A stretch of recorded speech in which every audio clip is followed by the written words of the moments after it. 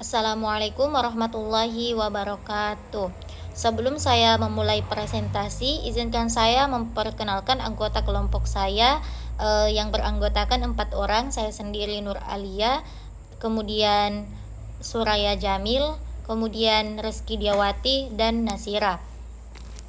Pada kesempatan kali ini kami akan mempresentasikan laporan hasil diskusi kami yang berjudul Analisis Regresi Linear Berganda berdasarkan skripsi yang berjudul Pengaruh Teman Sebaya dan Minat Belajar terhadap Hasil Belajar Biologi Siswa Kelas 10 di SMA plus Bustaminul Ulum Puger Jember tahun pelajaran 2022-2023. Penelitian ini bertujuan untuk mengetahui apakah variabel teman sebaya X1 dengan minat belajar X2 berpengaruh terhadap hasil belajar biologi Y.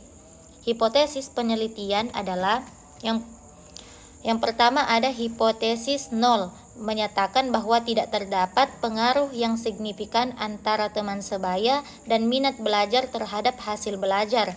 Yang kedua, hipotesis alternatif menyatakan bahwa terdapat pengaruh yang signifikan antara teman sebaya dan minat belajar terhadap hasil belajar.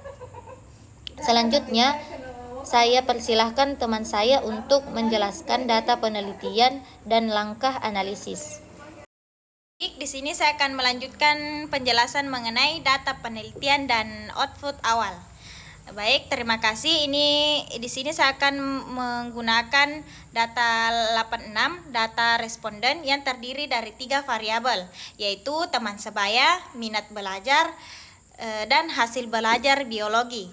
Data tersebut kemudian dimasukkan ke dalam progres SPSS. Nah, langkah analisis yang dilakukan yaitu pertama kita membuka SPSS, kemudian memasukkan data, memilih menu Analyze, Regression, dan Aligner, memasukkan variabel Y sebagai dependent, memasukkan variabel X1 dan X2 sebagai independent menggunakan metode Enter, kemudian klik OK. Setelah itu, SPSS menghasilkan beberapa tabel yaitu tabel model summary, tabel INNOVA, tabel koefisien. Ketiga tabel tersebut menjadi dasar dalam melakukan interpretasi hasil penelitian. Selanjutnya saya silahkan teman saya untuk menjelaskan hasil dari setiap tabel. Baik, terima kasih. Di sini saya akan menjelaskan tentang hasil analisis data berdasarkan output SPSS pada tabel model summary, tabel ANOVA atau GF, dan yang ketiga tabel coefficients UJT. Jadi pada tabel model summary yaitu R sama dengan 0,884, R square 0,781 dan adjusted R square 0,776.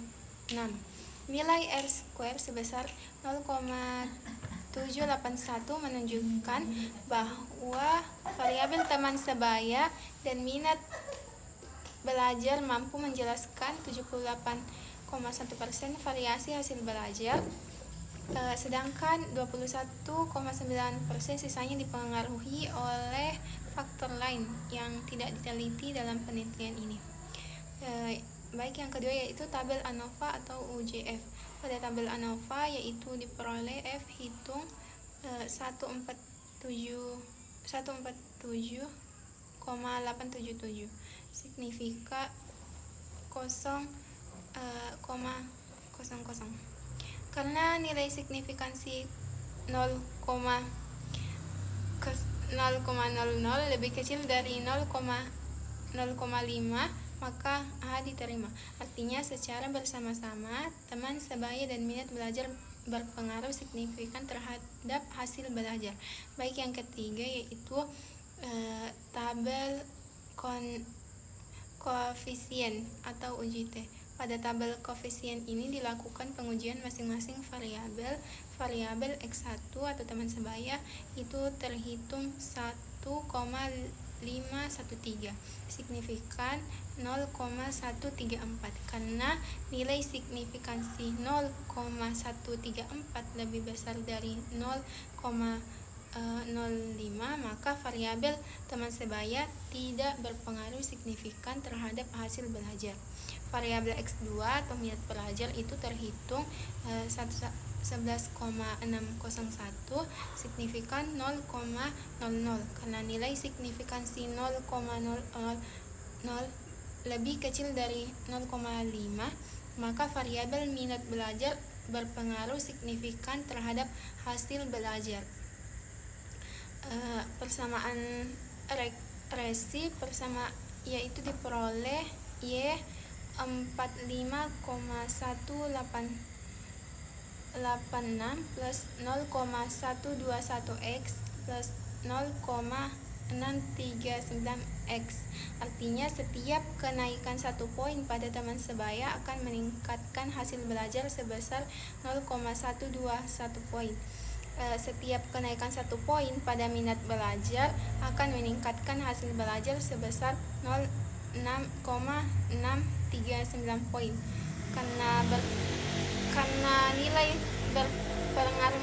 Karena pengaruh minat belajar lebih besar, maka minat belajar merupakan variabel yang paling dominan mempengaruhi hasil belajar. Sekian penjelasan dari saya. Selanjutnya saya persilakan pembicara berikutnya untuk menyampaikan kesimpulan. Terima kasih. Baik, terima kasih. Di sini saya akan menjelaskan kesimpulan hasil kelompok kami. Berdasarkan hasil analisis yang telah dijelaskan melalui tabel model Sumari, tabel ANOVA, dan tabel koefisien, dapat disimpulkan bahwa 1. Kedua variabel, yaitu teman sebaya dan minat belajar, secara bersama-sama berpengaruh signifikan terhadap hasil belajar.